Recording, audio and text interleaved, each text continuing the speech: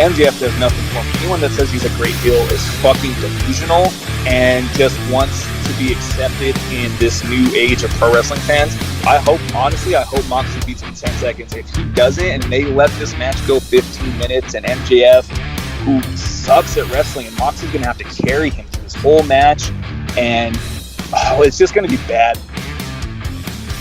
Charlotte Flair does not have to be involved in the first of everything or the major angle of everything involving the women in your company.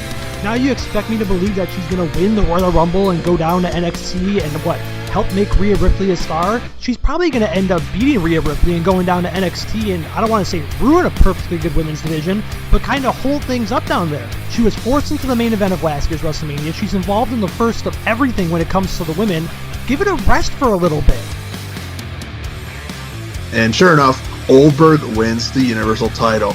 And I'm like, I can't believe they actually did this stupid mistake again. We don't need a 53-year-old man with a barbed wire tattoo who was relevant about 20-something years ago in a title match at the biggest pay-per-view of the year. I'm getting tired of part-timers walking into WrestleMania with the title. The Rock a couple years ago. Lesnar seems to be doing it every year where he walks in with the title and drops it. Why can't we have two full-time guys wrestle for the fucking title? I mean, how hard is that?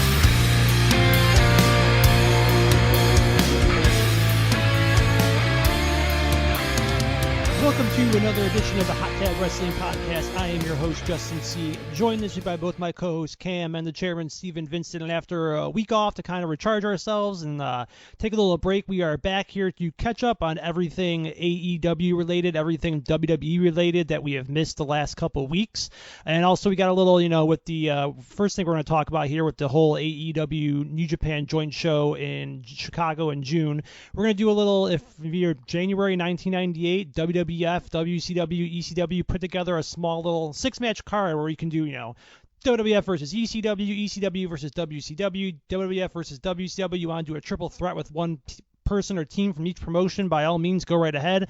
But we're going to do a little card like that at the end of the show. But as I said, what we'll start with this week is the announcement between AEW and New Japan that they will have a show called AEW, or Forbidden Door.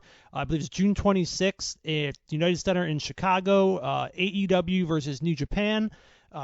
No real set card announced yet. You would assume that, or at least hope, that it is a handful of singles matches. I know New Japan did a joint card with, I believe, Noah a few months ago in Japan, and it all ended up being a handful of tag team matches, 6-man tags, and it's like, if it's that, I absolutely will not be buying it. I mean, even if for me, when they announced it, I'm like, yeah, it's cool. You can see maybe Okada versus Bryan Danielson, or Zack Sabre Jr. versus Bryan Danielson, or Kenta versus CM Punk.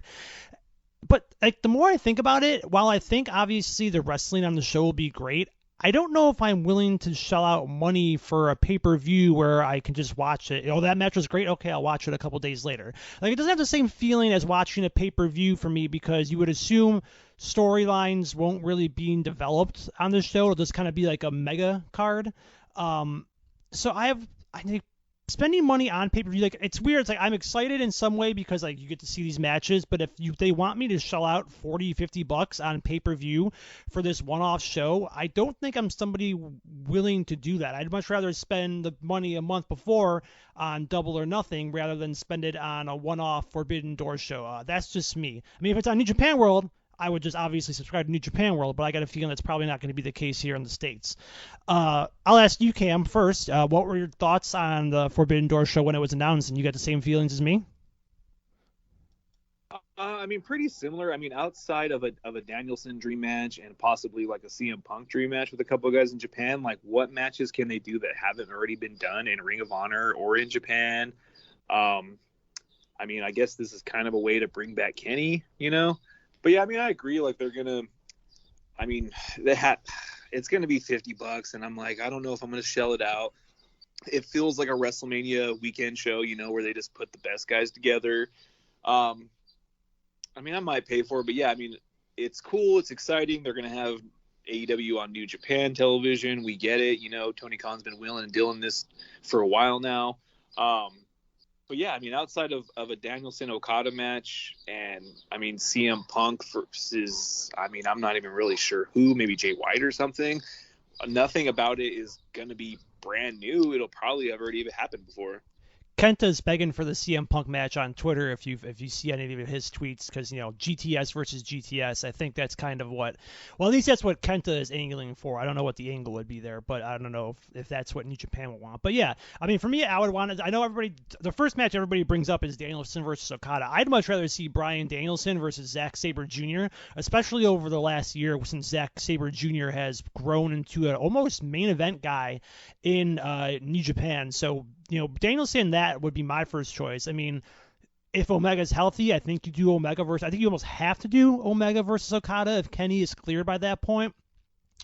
There's like, obviously you got your Will Ospreays, you got Hiroshi Tanahashi. I don't know, like if it was WWE, the first match I would make would be Tanahashi versus John Cena, but I don't know who sticks out for AEW as far as like the kind of like stalwart like John Cena is. But Chairman, your thoughts on the show?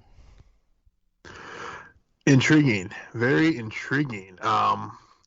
We've seen some Japan guys wrestle in AEW. We just saw Ishii face Adam Cole this past Rampage. Minoru Suzuki's been doing some AEW appearances as well. Like, how many people are coming over for this show is the first question. Are we getting Okada? Are we getting Tanahashi? Are we getting Tetsuya Naito and Shingo and Will Ospreay, et cetera, et cetera? Or are we getting kind of like the B-level New Japan guys, which is not really against them, but if I'm paying $50, like we're thinking it's going to be, well, then I better have Okada and Naito and Shingo and Ospreay on this card. I mean, if I'm paying top dollar, I want top Japan guys coming over to Chicago for this event. Lots of dream match scenarios. Possibly you don't know if this is going to be an angle to play up onto something bigger.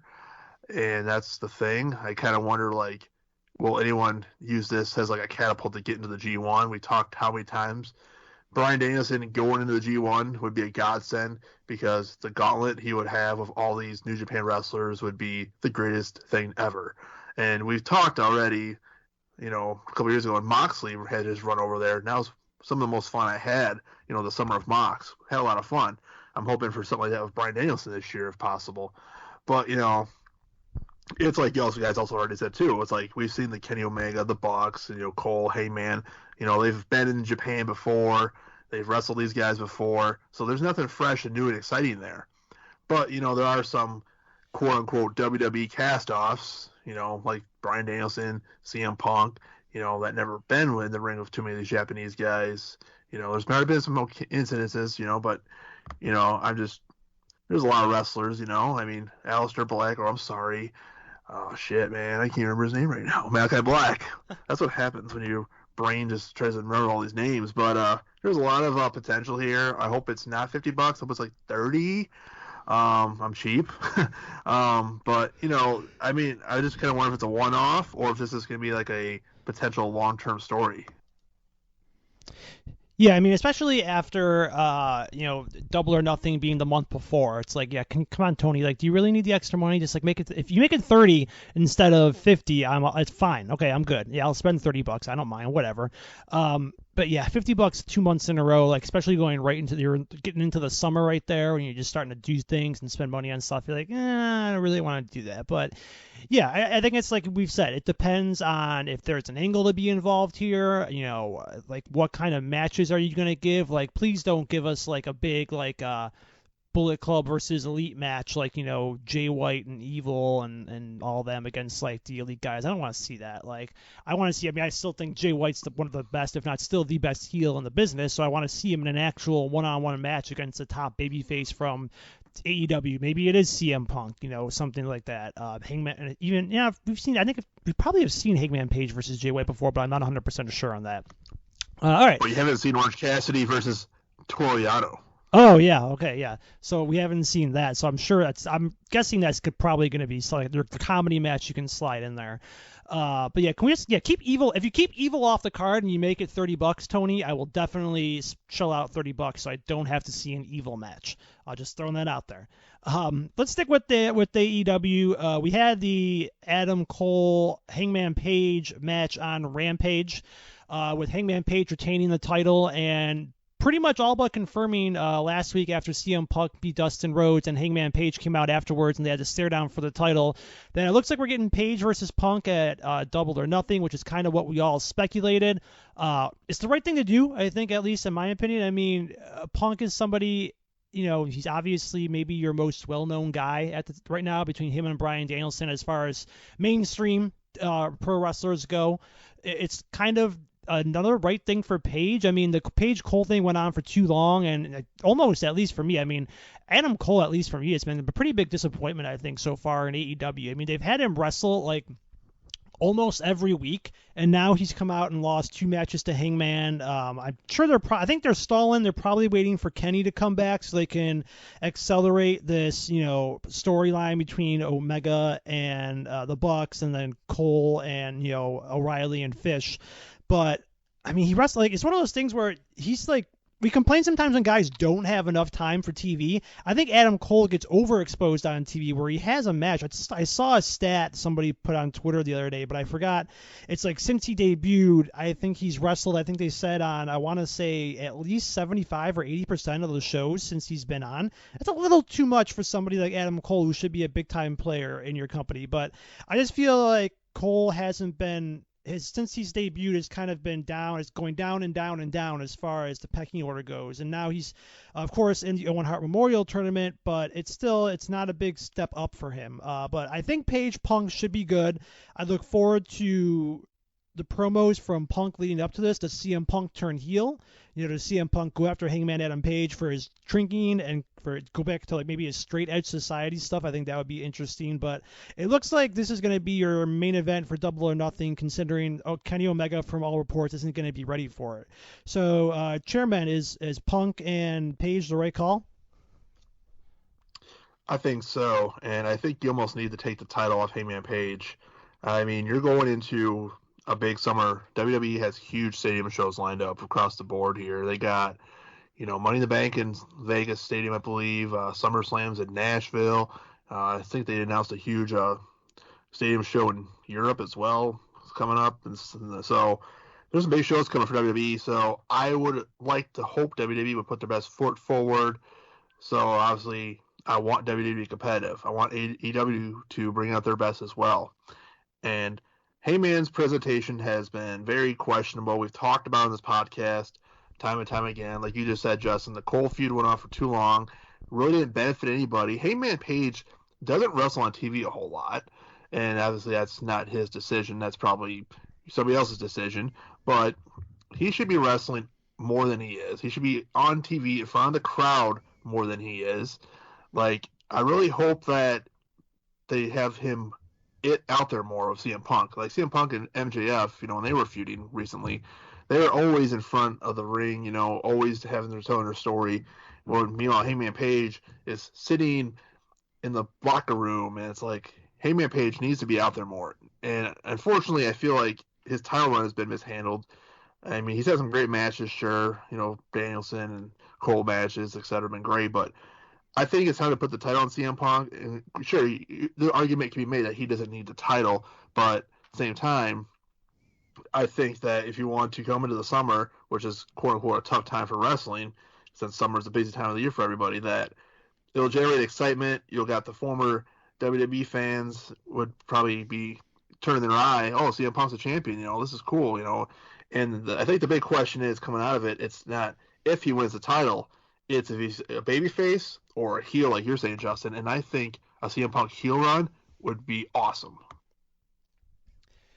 Yeah, I mean, it seems like it's kind of weird, but it seems like if you were to list some of the top, 5 or so, maybe you could say disappointing acts on TV. I think you can make an argument that the 3 people that should be in there should be 3 of their champions, with Hangman Adam Page, the AEW Women's Champion Thunder Rosa, who I saw a stat before the Battle of the Bell show. Since she had been champion for 3 weeks, she had a total of 3 minutes of TV time on AEW television, which is not a good thing. And then Jurassic Express, you've got Jungle Boy and Luchasaurus, who are the tag team champions again. They keep retaining, but at the same time, as we keep saying, they're kind of like afterthoughts in the own tag team division. So it's an argument to be made as far as that goes, as how their champions are presented. I think the best presented champion out of everybody like that they have is Jade Cargill, and that's saying something. But yeah, I agree with you too on Page. How, like you said, his title reign he seemed like the third or fourth biggest story the whole time in his title reign. Now you could argue that's a good thing because of how much star power AEW has in the stories to tell, but at the same time, your champion should be considered one of the top two stories of any big pay-per-view, especially any one of your. They only have 4 pay-per-views, but even if you look at the last pay-per-view, I think Page is arguably the third or fourth most important match, which is not something that should be with your champion. Cam, what are your thoughts on the AEW World Title situation? Oh, real quick, Justin mentioned, or Chairman brought up the WWE Big Show they're doing somewhere in Europe. They put out the card for it. Gunther versus Shinsuke Nakamura. I was like, holy shit! How much does it cost to fly to Europe? Is this going to be on Peacock? That match alone is worth the price of admission. It better be. Yeah. I mean, CM Punk, once they officially announce it, that crowd's going to be hot for Punk. It's going to be so hot. And everyone that rode the Hangman Adam Page, bandwagon the whole time is going to jump ship so fast. And CM Punk turning heel, I think, would be just magnificent. Especially if the crowd is hot, it's going to be hot for him. They want him to win the title, and he turns. That's money right there. Hangman's title reign, I mean, they built it up, and then he went away. I mean, I think they just mistimed the whole thing. Him and Adam Cole's feud was very disappointing, in my opinion. I was super excited. The matches were okay. The Texas Death Match was whatever. I mean, I don't know. I just felt like something needed to happen, and they didn't pull the trigger with Cole. And, I mean, are they going to pull the trigger with Punk? Are they holding off for something huge for Hangman Adam Page? I mean, even Kenny coming back and them doing the thing for the title, I don't know if that's bigger than CM Punk title run. So, I mean, I think that putting the title on Punk, I think, is a good idea. I think it'll get more casuals in to watch AEW. I think you open up the door for a lot of possibilities, and you could have some big-time feuds. I mean, you can revisit stuff that Adam Page couldn't do. I mean, you could have Punk versus Jericho, and everyone will remember everything with that. You can have Punk and Danielson, which would be fantastic, and everyone will remember from their Ring of Honor days, their WWE days. There's a lot of things you could do with CM Punk as your champion. CM Punk, I think, getting that, he always keeps hinting, don't know when I'm going to be done, blah, blah, blah. The same thing with Edge. So, I mean, if I put an over or under on CM Punk, I'd say 1.5 years is the over or under, and you got to get at least one title reign. And even if this is the quote dead time of the year, if you switch the title to Double or Nothing, advertise CM Punk versus Kenta as a fucking AEW world title match. I mean, that match goes from mid card to a top 2 or 3 match. There's just a lot of things you could do with it. I think Hangman's kind of just gotten stale. It kind of reminds me of Bayley. I mean, I'm no disrespect to anybody, but it kind of reminds me of Bayley, real hot. Then you put the title on him, and they just don't evolve as a character. They just come out and do the same thing, and you're like, all right, but you're the champion. Let's see some more, and they don't really give you any more.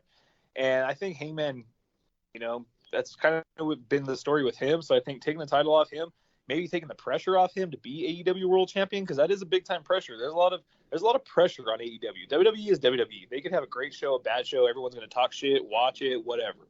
AEW has a lot of pressure on them to put out good products. And, again, outside of Kenny coming back and challenging Hangman for the title, what can you really do right now to give Hangman a boost as a world champion? I think that's, taking a loss to CM Punk in Vegas. Yeah, it's not the worst thing in the world to take a loss to somebody like CM Punk, and we'll see how this story develops. I mean, I think it's about a month, pretty much almost exactly a month now till Double or Nothing, so they got about 4, maybe 5 Dynamites in between now and then to build this story up. And we know that, the talker that Punk is, and Page is good in spots, and if he brings the intensity to some of the promos that we've seen him do in the past, I think it'll be good. So we'll see how this all plays out. We've also had, there's a handful of things going on. Like I said, it's been a couple of weeks, but it just always seems like there's a lot going on with AEW. Like I said, we had the Owen Hart tournament. That's being the qualifying matches are going on right now. One thing I'm really liking is the MJF Warlow program. And again, I'm praising MJF, which is something I never thought. I'm not really praising, but I'm enjoying something going on with an MJF program, and I think it's been good how they've presented Wardlow. Like after he gave that long promo the first week after turning on MJF, I'm like, okay, well, like he shouldn't be talking this much. They've pretty much or switched gears, and they're doing kind of what I think they should be doing with him, where Wardlow is technically banned from the building because he's under contract with MJF and not AEW. And he's coming in and he's costing these guys matches. He's costing MJF matches. He's costing Shawn Spears matches. And they're treating him like an actual badass by having security try to hold him back. And he's just killing security. And it's one of those things that once, again, assuming Double or Nothing, Wardlow finally gets his hands on MJF, the crowd's going to go crazy for it. I'll be interested to see how exactly they get there as far as getting to that match, because obviously as the heel, you would think that MJF doesn't really want this match, so he's probably going to try to avoid it as much as possible. But I think when that match actually happens, it's going to be one of those things where the crowds are going to love it and be like, all right, let's go. Let's get onto this. And they've done a good job, like I said, kind of doing what they need to with Wardlow, and I always get a kick out of the signs that were in front of the front barricade when they were doing it for the first couple weeks. I don't think I saw them there last week. Maybe I'm not remembering it correctly, but I don't think those signs were there last week. But it's been a good presentation to Wardlow, and he beat the Butcher last week, and then it's one of those things where, I mean, don't get me wrong, I love the Butcher, but they try to present him as a threat to Wardlow after, Butcher and Blade have been losing almost all of their matches. It's like, not the smartest thing in the world. He's a Lance Archer. He may not appear on TV a lot, but he also doesn't lose a lot when he does appear on TV. I think he's mostly on Dark and Dark Elevation. So Archer and Wardlow will be a little bit more interesting. So we got that story going on there. We've got Chris Jericho and his Jericho Appreciation Society as well going on. There's Darby Allin Andrade coffin match from last week. So a handful of things. So I guess I'll throw the question to you first, Chairman. What are some of your one or two favorite things, maybe even some least favorite things you've seen going on in AEW the last couple weeks? Well, the Wardlow stuff's been fantastic. Like whoever put that program together is just doing a fantastic job. The fans are getting behind Wardlow, huge. And, it's just, the second he gets his hands on MJF, everyone's going to lose their shit. Usually a lot of people will say, there has to be a title for this to be a high-profile feud. But I feel like MJF lately, no titles, but, he went from a great feud with CM Punk, and now he's having a fantastic thing with Wardlow here. Wardlow's probably going to face MJF more likely at Double or Nothing. Probably going to be a custody of Wardlow match where they're going to climb the ladder for a custody contract or something where Wardlow can try to win his freedom. And I'm guessing if he loses, then I don't know what MJF would even do. He'd probably have to be obedient or something. I don't know. There's probably some weird stipulation where it's his freedom versus something. But if he loses, he has to go to NXT. Oh, no. You said NXT. You meant NXT 2.0. Oh, I'm sorry. Yes, I'm sorry. 2.0. That's right. Yeah, that is punishment. That is punishment. AEW, they got some stuff going on. There's a lot of stuff going on. Tournaments and Jade Cargill and, Lucha whatever. And, I don't know what Pence is doing these days. Is Pac ever coming back? Is House of Black ever going to be on TV again? There's a lot of stuff going on, that's for sure. Keith Lee and Swerve, that's kind of fun. Hook's finally on the Big Boy show now, so he's going to fight Danhausen, it sounds like. That could be interesting. Oh boy. Hook he finally spoke actually too, so that was a big moment there too. So, yeah, I think there was kind of the holding pattern is finally kind of getting to the end here. Now that Double or Nothing is almost a month away, so I think things might start picking for AEW finally, because around that WrestleMania time, AEW just kind of almost half-assed, I felt. So hopefully now that we're getting closer to Double or Nothing, they start to put some more compelling product out there. Yes, Hook has graduated, like you said, to AEW Dynamite, so that's good for him. Another thing that I forgot to mention is also the this whole Another thing they're doing well is the whole alliance, the Blackpool Combat Club. Blackpool Combat Club. I think I said it right the first time. With Moxley, Danielson, with William Regal, and of course now with Wheeler Yuta involved as well. They are being presented as very great. They've elevated Wheeler Yuta more than the Best Friends ever have in the last, since he joined them. So that is a big positive. And then, we just got to get, at some point, Tony Khan will learn how to book a women's division as far as getting everybody proper TV time. If you want to talk, let's see Becky Lynch's comments on that from this past Thursday, whenever you listen to it, and see a bunch of people get worked up over her in-character comments. It's like, all right, calm down. She's in character, and she's technically not wrong anyway, because as much shit as we give to WWE, and we'll talk about them next, their women's division is head and shoulders above the AEW women's division as far as match quality and presentation. But Cam, what are your final thoughts here on some stuff going on in AEW before we move on? I was going to talk about, I really enjoyed Darby Allin and Andrade, I just think about the lack of use for that guy, man, and then the Hardys getting involved. And I think just overall, at sometimes when they have like these giant clusters, it's like Tony Khan just needs help with booking, or someone needs to tell him, hey man, some of this stuff gets kind of out of control. I mean, the Hardys teasing Sting and Darby Allin. I mean, the best thing about the whole spot was Sting pretending to be himself, and the crowd was a fan or whatever. That was kind of funny. But I mean, just the mid card stuff gets so jumbled, and it just looks like a bad indie show sometimes. And a lot of these guys who leave the WWE or come to AEW, and I know I get it. There's only so many spots at the top, but I mean, I feel like they could just be utilizing talent so much more. I mean, I really enjoyed the Wardlow stuff. I think that guy has gone from just a lackey nobody to major star potential, and I freaking love it. I mean, I like when big guys get over. It kind of reminds me of Ryback for a little bit and stuff like that, where these guys get it, and then they have to strike, and then we'll see what happens. I mean, you could do Wardlow Punk. You can go that way, as Wardlow's a face, and CM Punk's a babyface star, a heel champion. That would be pretty fun.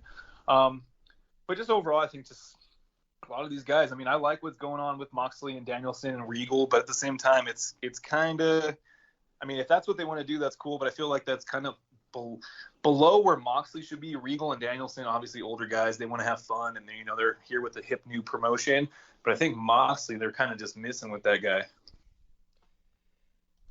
Yeah, I will say it seemed like Moxley had big babyface potential when he came back from his stint in alcohol rehab. So, it's fun. Like you said, it's fun. Maybe at some point they finally win the damn tag titles and take them away from Jurassic Express. Not that the Jurassic Express is bad, but, there's, like I said earlier, they're just kind of stale as tag team champions, and somehow they keep ending up winning, as far as their championship matches go. One thing I will say I'm interested in this week is we got, I guess if you want to say FTR quote-unquote explodes, we have that going on. But it's from the Owen Hart tournament, it's Dax Harwood versus Cash Wheeler in a qualifying match. So I am interested to see those two guys work in a one-on-one setting against each other and see how it all plays out. So that's something I'm definitely looking forward to on Dynamite this coming Wednesday. And by the way, I said Thursday before with the Becky Lynch promo, and I meant Tuesday. We normally record on Thursdays, but we're recording on Tuesday this week, so my apologies. All right, let's get into the WWF side of things, or WWE, WWE side of things.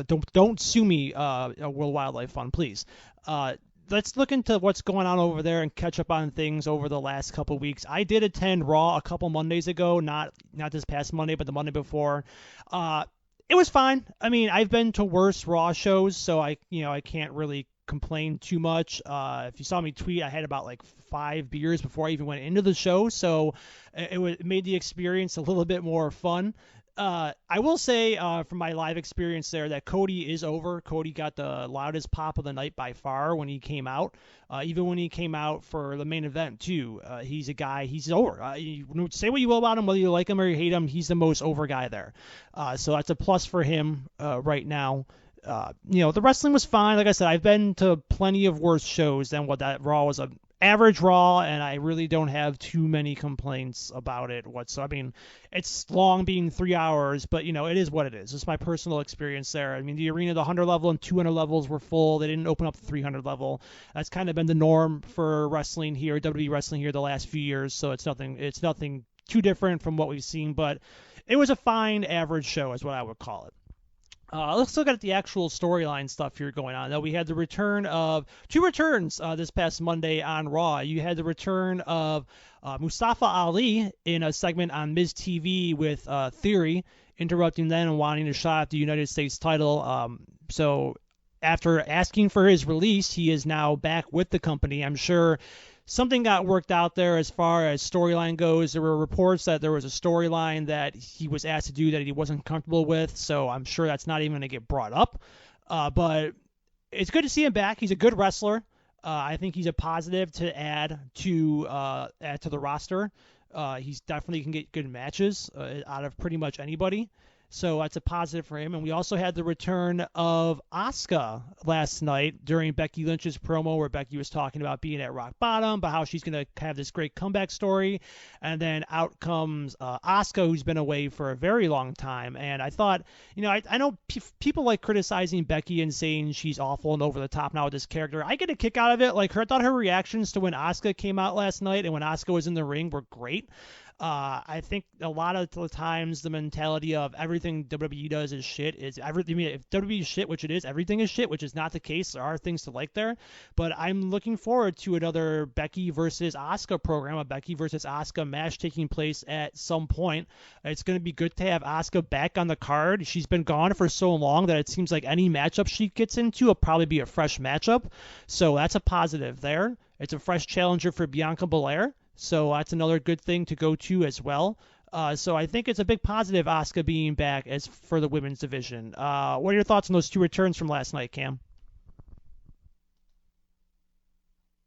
Yeah, man, it definitely gives a fresh face to the women's division. I mean, if you're going to have Becky and Bianca just keep going at it, can't really do that. Then you look at the women's division and you're like, okay, Bianca needs a legitimate challenger. And I agree with the character. I mean, Becky's at a point too where she can take a loss. Is it WrestleMania Backlash, whatever they were using next? Have Asuka beat Becky. Excuse me. Let Becky take a little bit. Let her go off to the side a little bit. She is a brand new mom still. She doesn't need to be at the top. Bianca is a star. They've created another star. Have Asuka work with her. They can have fantastic matches. Don't mess up this time. I mean, Asuka, I don't have no idea contract status with her. But Jesus, you get her over to AEW, God willing, they get more than 3 minutes a week to have television. Then the matchups are almost endless. Again, if you add another top star to AEW's women's roster. So yeah, it's nothing but a positive. Ali, to me, I always will say that Kofi stole his push. Kofi stole his WrestleMania push, and what could have been, just like Finn Balor, injuring his shoulder at SummerSlam that year. What could have been?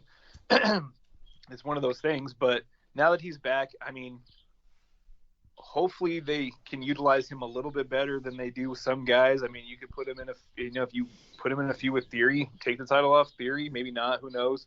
Have him work with Cody, have him do some things to where his status can be elevated. And I feel like some of these guys in WWE that they know they can utilize them properly and elevate them. Look at Kevin Owens. He was utilized amazing at the beginning, not so much, then he was a champion, then again, not so much. And then he just headlined night one of WrestleMania with freaking Stone Cold. These guys can't be stars. So, just it's up to creative, I guess. Yeah, now he's, kind of, I don't want to say already trending down, but he's in this now, and this program with Ezekiel, Elias's brother, because it's totally not Elias. Chairman, your thoughts on the couple of returns I just mentioned from last night? Mustafa Ali, I like his talent, but I feel like they're not going to obviously propel him like he should be. He's going to probably end up like Finn Balor, eating pins left and right, down the road here pretty quick. So, I think it's just one of those things where they're just better off releasing him like he wants or wanted. I don't know if he still does now. Maybe they kiss him made up. I don't know. I think the biggest story, though, is Asuka's return. We've been waiting for months for this return. We all know that Becky basically, gave up the title to Asuka when Asuka won Money in the Bank a couple years ago. So it's there's a long-term story here, between those two, a rivalry of some sorts. Obviously Becky's return, but now Asuka was gone. So, it's been a few years since these two have really interacted And Becky is a completely different person now. Like, she's just, the man, not so much no more now. She's, I don't even know what she's, the visionary goddess. I mean, I think she's ready to Seth Rollins' wardrobe. I mean, some of the crazy things she's got going on now.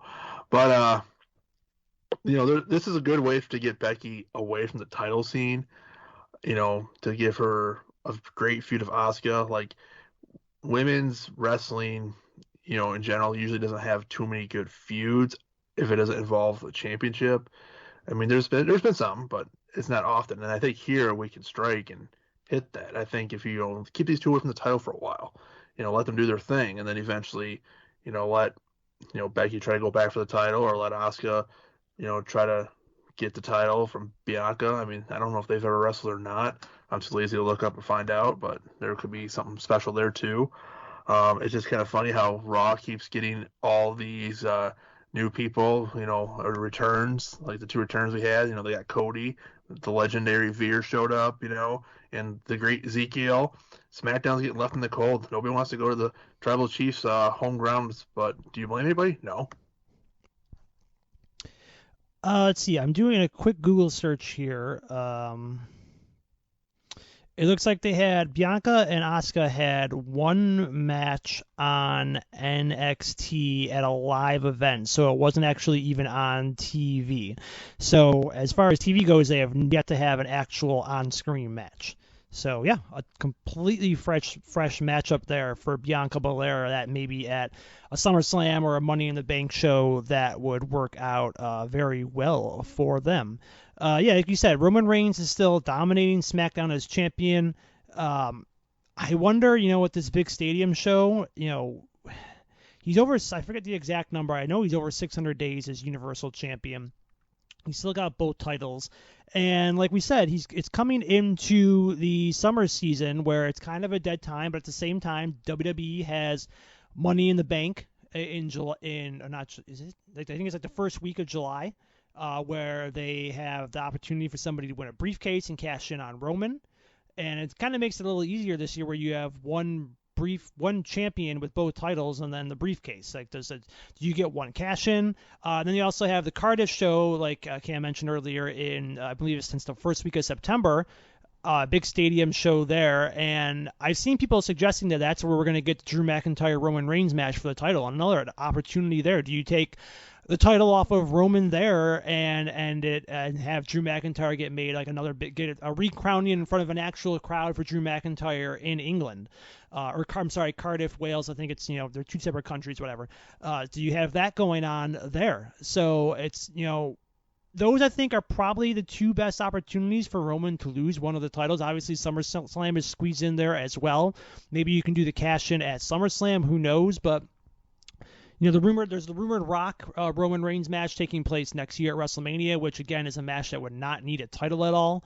You could do even a whole storyline where Roman loses both titles and just starts going crazy and into a crazy rage or a downward spiral or something, and like The Rock comes in to confront him on it. There's your story, right there. He passed CM Punk, which I kind of think was probably like a big Vince McMahon, Bruce Pritchard, whatever thing. Like we got to get him past CM Punk's reign. He's got to be the longest reigning modern champion. I can absolutely see that playing out. So I guess I'll ask this question to you first, Chairman. What do you think the plans are going to be for Roman Reigns going forward as far as when he's going to drop one title, both titles? Does he hold them till WrestleMania? What do you think? You think he gets a new belt at some point? I'm convinced that they're going to keep those titles merged into one. I have no idea who's going to win Money in the Bank this year. I feel like Cody's like the one that's going to do it. I feel like Cody's going to be the one to dethrone him, because then he can play off all those family legacies, the Rose family, and then of course Roman and his giant, tribal chief family, so I mean, I feel like that's the way to go. But, there's also the talk of McIntyre and that big stadium show coming up in September too. So, I mean, if he's going to drop the title, it's going to be one of those two. Then again, he just might keep the title all the way to WrestleMania next year, face The Rock. And just like you said, Justin, he doesn't need the title to face The Rock. Like, The Rock's matches with John Cena weren't very good. Like, The Rock, he's out of shape as far as like wrestling goes. Like, the dude's an actor now, and he's gonna be a couple years older than the Cena matches. Like, I just think it's gonna be a lot of rest holds, and it's gonna be more of a nostalgia act. And you're not gonna get a good wrestling match. You might get some entertainment, sure, but I mean, I just rather not see the title involved in that because like, what's The Rock gonna do? Win the title and then like drop it a month later? Kind of like the whole CM Punk thing back in the Royal Rumble. And it's like, we don't need that. Just avoid all that. I mean, yeah, they did tease it on Young Rock, which is kind of hilarious if you watch that sitcom. But yeah, I think that Cody or Drew would probably be the two I would pay to take them out. It's just a matter of when and where. Though I'm still having my fingers crossed that the visionary Seth Rollins gets another chance. And what do you think, Cam, as far as Roman goes? I mean, it'll be a long time for him to carry. I mean, he's gonna drop the WWE title first because he's been holding that for fucking however many days now, well over 600, right? If I remember correctly, something like that. Yeah, it's a universal title. Let me check. Let me look real quick. Yeah, 600 and something days. I mean, I kind of just depends. I mean, they didn't need to take the title off CM Punk to put it on The Rock to have him and Cena. I mean, they didn't have to do that, but they did it. Maybe The Rock comes back. Who knows? Rock comes back. I mean, you got Stone Cold coming back. You never say never. 602 days, real quick, by the way. 602. Okay, so you were well over 600 days. I mean, I think Cody's an obvious choice. Maybe the right choice, maybe not. Let him have the ball and see what happens.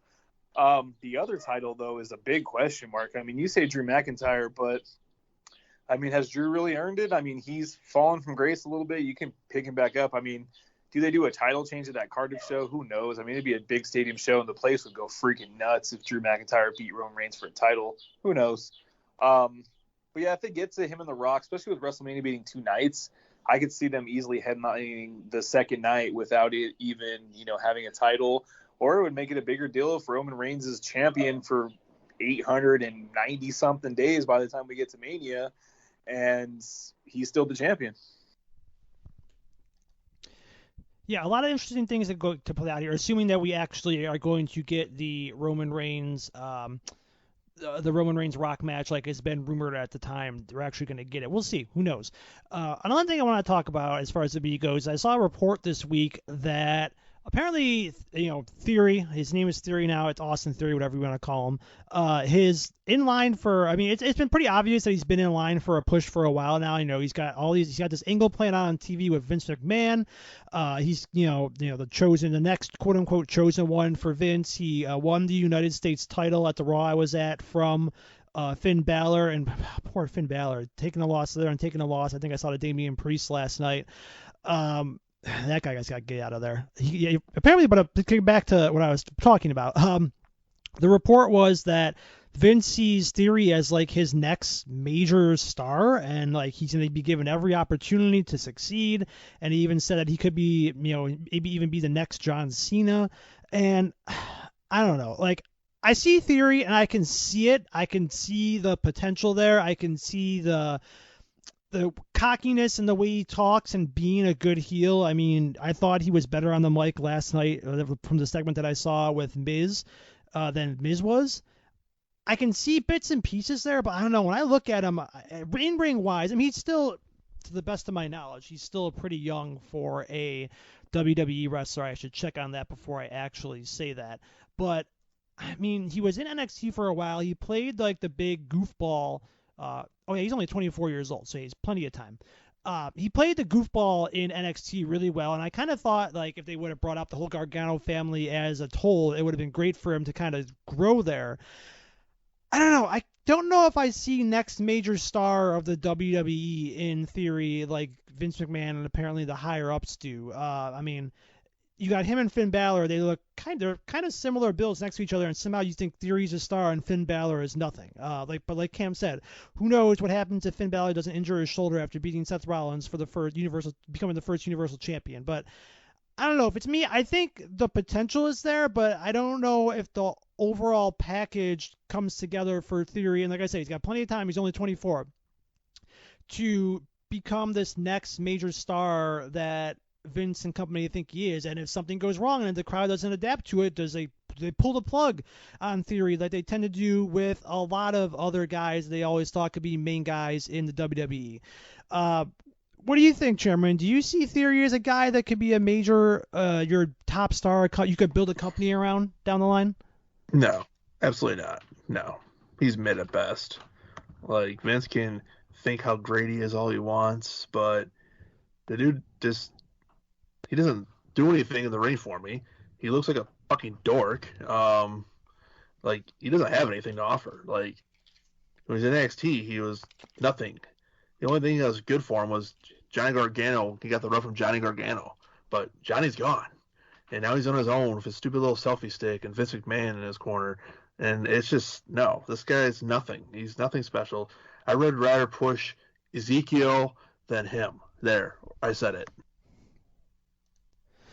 Oh man, yeah, that is a definitive statement right there. Who would you rather see? You rather see Ronda Rousey or Theory? Theory. Okay, all right. You're not going too crazy there. And by the way, also Tommaso Ciampa is now apparently just Ciampa as well, who also randomly turned heel last night on Mustafa Ali. So I'm just waiting for it to go. I think from what I saw, it's still Mustafa Ali. It's not just Ali yet. What do you think, Cam? Do you see the potential for Chairman, do you see the potential for Chairman to be a main eventer in the WWE and also possibly Austin Theory? I'm training right now. I'm training. I mean, I see why Vince thinks that, because one, he's 24. Two, his experience is the WWE. So kind of like John Cena, even though John Cena had a little bit of training here kind of in my backyard. Not my actual backyard. That'd been pretty cool. But, I could see them trying to develop him. He has caught on kind of well, but then again, like, he has the selfie stick. Tyler Breeze did that. You don't think nothing of Tyler Breeze. Like, Tyler Breeze was... he could have been your next Ric Flair if you really wanted him to be, but you didn't. You gave up. So I think it's one of those things where I think Vince is just really high on guys that he trains and he develops, and he's the one that they're so over.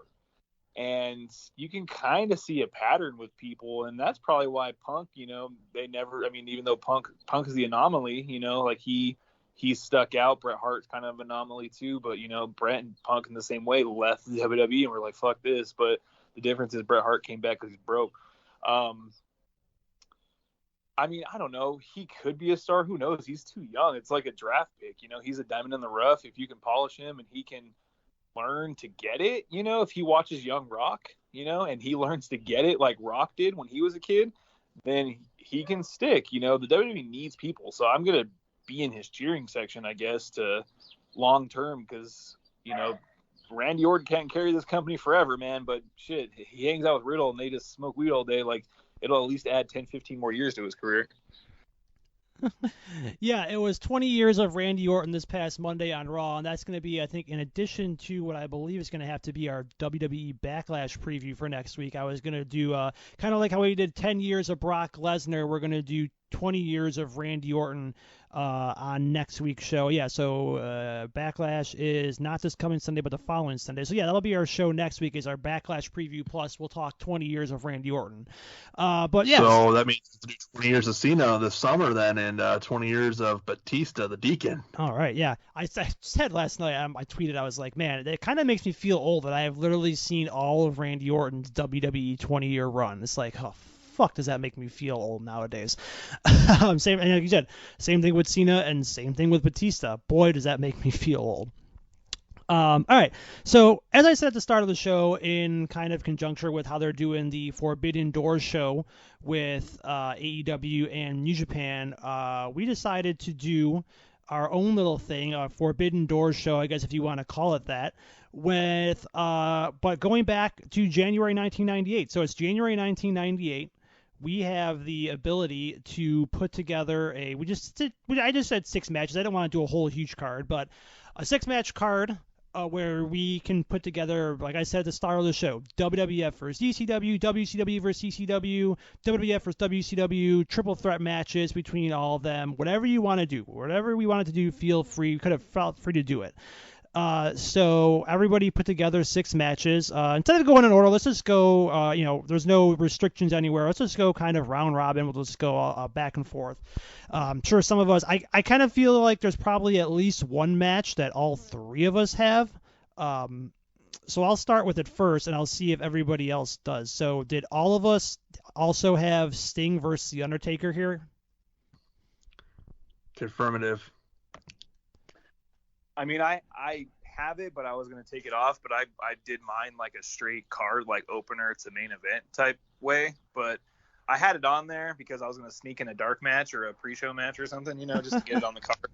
Yeah, I guess I have it on there. Yeah. It's not like I'm dying to see it or anything, but whatever. Yeah.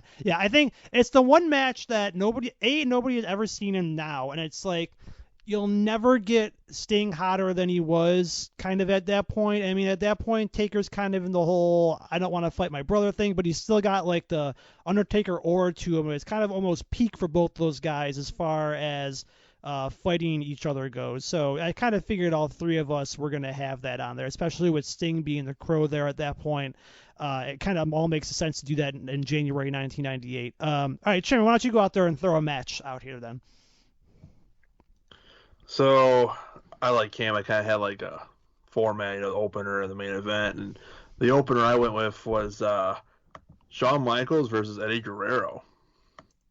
Ooh, okay. Yeah, it's like I said, this is January. This is pre-Shawn Michaels debilitating back, so Shawn Michaels can still go in the ring. Definitely a positive one there. I had a little bit different match for Shawn Michaels, but I mean, like I said, I'm assuming all of us have Shawn Michaels on the card again. But yeah, that is another match we never ended up seeing. I remember reading that was the rumor for WrestleMania 22 before Eddie's untimely death, and they ended up going with Vince McMahon instead. But yeah, that's definitely one that I would want to see. Why don't you throw out a match, Cam? Your second one here. That's so funny. That's my 4th match on the card, actually. Shawn Michaels versus Eddie Guerrero. My opener or my opening match, I'm gonna do 7 because I'm sorry, like I just couldn't do it's too hard to do 6. That's fine. My opening match is Rey Mysterio, Psychosis, and Chris Jericho versus Edge, Jeff Hardy, and the Blue Blazer. I mean, that's just a hot opener, get the crowd going. You know what I mean? Yeah. Oh yeah. Yeah. I kind of had something similar here. I guess I didn't lay out the card like you guys did, but I did put together 6 matches.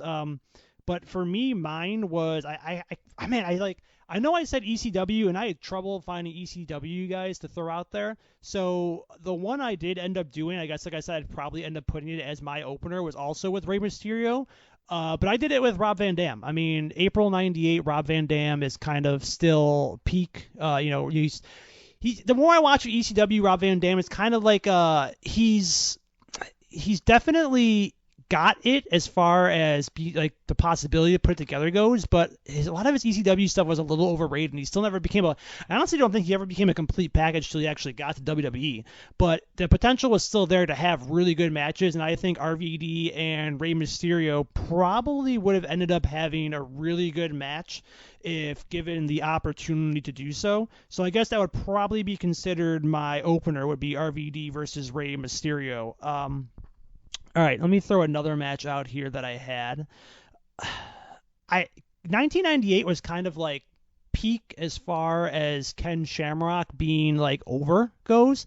He was in the middle of his feud with The Rock for the Intercontinental title. Late 97, early 98 was Ken Shamrock time, and the end of 97 he had a pay-per-view main event against Shawn Michaels at the Generation X. So I definitely wanted to get Ken Shamrock on the card. So I threw back and forth the different scenarios, but I kind of want to see Ken Shamrock versus Taz. Taz had that aura in ECW as far as being this like unbeatable badass, whether you believe it or not, but Paul Heyman had a good job of bringing that out of him.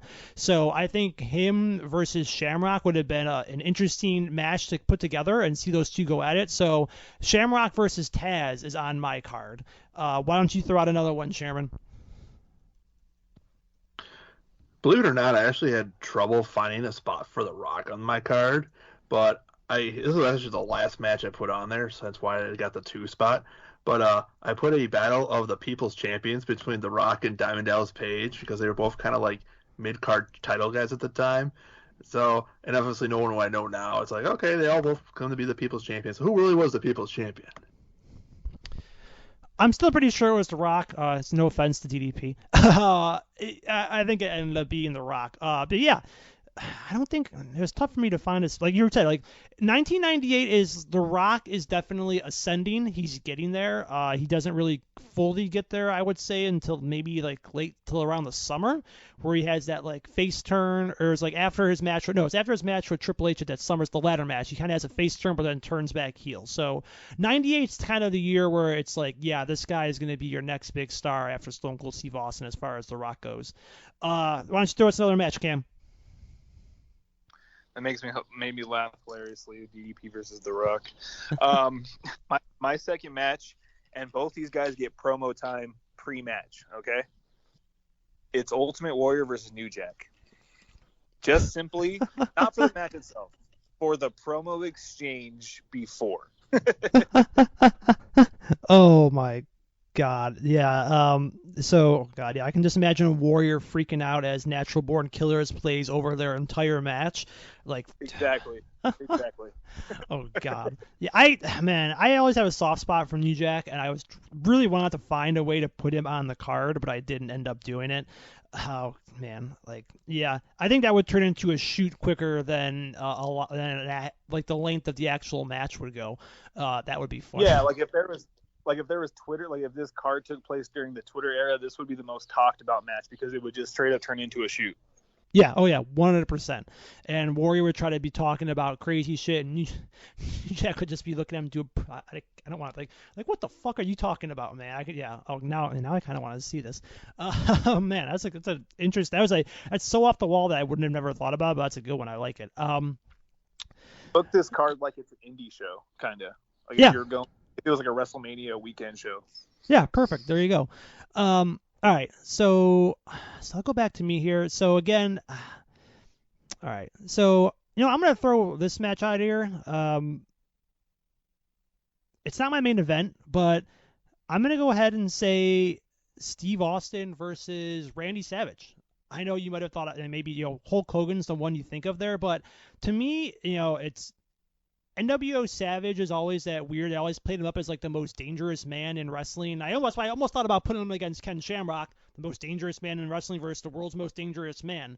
But again, Austin Savage was something we never got proper as far as then when Austin became a top guy goes. And I think Austin Savage could have that like brawl and also kind of an actual wrestling match where I think their styles like in 1998 work really well together. So I put them together in a match here hoping that it ends up working out. So I think Austin versus Savage is a match that made my list. So you go next, Chairman. I figured I had to put the two most popular tag teams at the time against each other. So I put Outsiders, Kevin Nash and Scott Hall against the New Age Outlaws, Road Dogg and Billy Gunn. So it'd be kind of interesting to see since, the DX try to invade the NWO and, Triple H and X-Pac will be conflicted on their loyalties on who to root for.